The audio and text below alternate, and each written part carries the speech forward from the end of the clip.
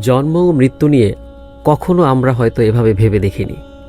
একটু চিন্তা করে দেখেন, যখন আপনি জন্মগ্রহণ করেছেন তখন আপনার কানে আজান দেওয়া হয়, কিন্তু নামাজ পড়া হয় না। আবার যখন আপনি মৃত্যুবরণ করেন তখন নামাজ আদায় হয়, কিন্তু আজান দেওয়া হয় না। কি অদ্ভুত!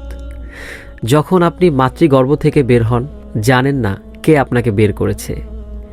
এমনিভাবে যখন আপনার মৃত্যু হয় তখন আপনি জানেন না আপনাকে কবরে কে রেখেছেন।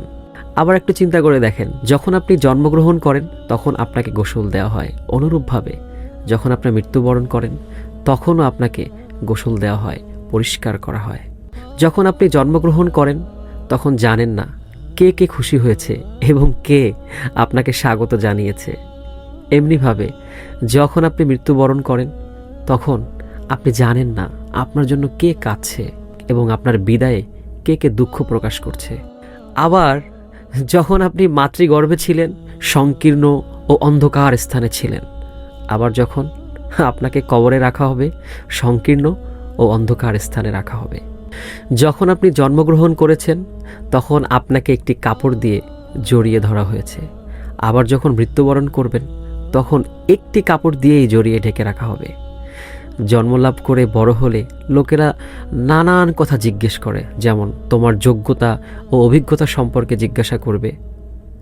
তেমনিভাবে যখন আপনাকে কবরে রাখা হবে, ফেরেশতারা আপনার আমল সম্পর্কে জিজ্ঞেস করবেন। অতএব খুবই ভাবার বিষয়। আপনি কি প্রস্তুতি নিয়েছেন মৃত্যুর জন্য? একটু খেয়াল করে দেখেন, কারণ আপনি আজকে এখানে আছেন, কালকে নাও থাকতে পারেন। আমাদের আশেপাশে কত যুবক ভাইয়েরা চলে গিয়েছে, একবার চিন্তা করে দেখেন। আপনার অনেক বন্ধুবান্ধব চলে গিয়েছে। হয়তো আপনি ভাবছেন আজকে আমার বয়স 20 বছর, 25 বছর, আমি হয়তো 60 বছর, 70 বছর বাঁচব। না, আপনার অনেক বন্ধুবান্ধব 25 বছর বয়সে চলে গিয়েছে, আপনার অনেক ছোট ভাই চলে গিয়েছে।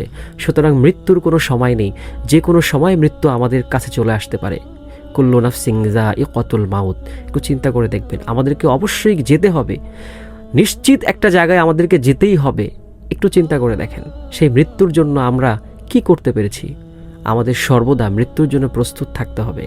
আল্লাহ পাক রব্বুল আলামিন সর্বদা আমাদেরকে মৃত্যুর জন্য প্রস্তুত রাখুন। আমিন।